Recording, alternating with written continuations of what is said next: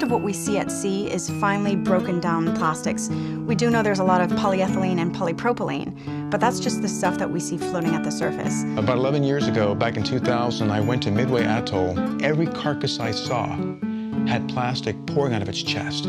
Cigarette lighters. There were a toothbrush.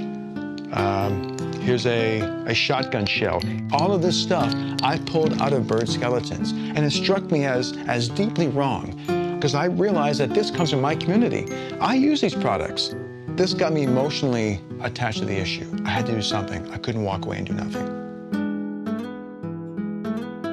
There's so much plastic out there that it's now starting to compete as a food source for many different organisms. So that's bringing up many questions right now in the scientific community. Are we literally eating our own trash through chemicals that stick to plastic, that get into the food chain, into the fish that you and I eat, and eventually into our bodies?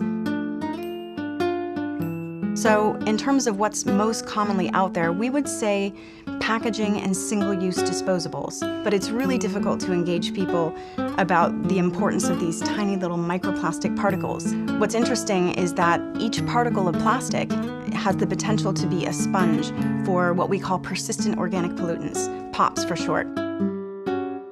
And it's actually been shown that one single particle the size of a grain of rice can have up to 1 million times higher concentration of these pollutants than the water around it. Toxins can desorb out of the plastic into the tissues and organs of the fish that are trying to eat those smaller fish. The toxins move up the food chain and they get more concentrated. And when you and I consume those bigger fish, the mahi-mahi, the tuna, what happens to us?